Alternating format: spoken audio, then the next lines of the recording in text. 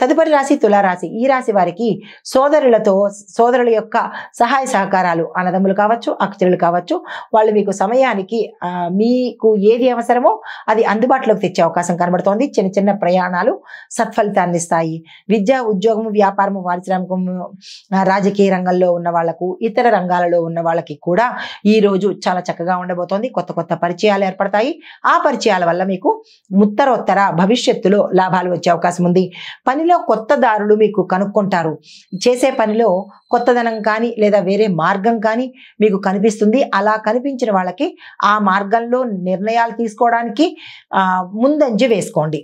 Success అయ్యే అవకాశాలు కనబడుతున్నాయి.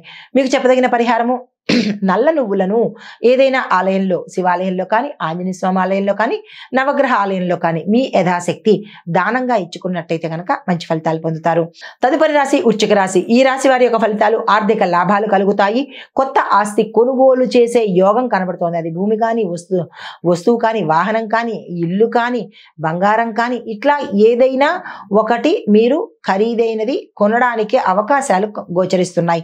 అయితే స్నేహితులు, కుటుంబాలు, మీ కుటుంబ పరంగా మీకు సహాయ సహకారాలు అందుబాటులోకి తెస్తారు. శత్రువుల మీద విజయం సాధిస్తారు. దీంతో పాటుగా ఆరోగ్యం పట్ల మాత్రము మీరు కొంత జాగ్రత్తలు తీసుకునే ప్రయత్నం చేసుకోండి. అనారోగ్య సూచనలు కొంచెం ఎక్కువగా కనబడుతున్నాయి.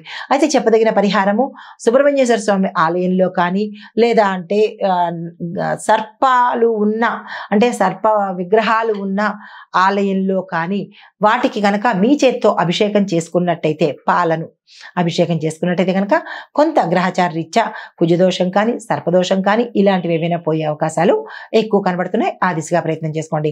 తదుపరి రాశి ధనుసు రాశి. ఈ రాశి వారికి దూర ప్రయాణాలు యోగిస్తాయి. దూర ప్రయాణాలు కూడా చెయ్యవలసిన పరిస్థితి ఏర్పడుతుంది. కొత్త అవకాశాలు వస్తాయి. వదులుకునే ప్రయత్నం చేసుకోకండి. ఆత్మవిశ్వాసం పెరుగుతుంది. దాంతో పాటే ముందుకెళ్లే ప్రయత్నం చేసుకోండి. చదువులో మంచి ఫలితాలు వస్తాయి. ఉద్యోగస్తులకు ప్రమోషన్స్ తో పాటు ప్యాకేజ్ కూడా పెరుగుతుంది. వ్యాపారస్తులకు లాభాలు వస్తాయి. రాజకీయ నాయకులకు కీలకమైన పదవిని చేపట్టే అవకాశం ఉంది. వ్యవసాయదారులకు కూడా ఈ రోజు అత్యంత విశేషమైన మీ పంటకు గిరాకీ పెరగడము, తద్వారా లాభాలు రావడము జరిగే అవకాశం కనబడుతోంది. మీకు చెప్పదగిన పరిహారము, శ్రీ మహావిష్ణువుని తులసి దళాలతో కనుక ఈ రోజు పూజించినట్టయితే కనుక మంచి ఫలితాలు పొందే అవకాశం ఉంది. నమస్తే.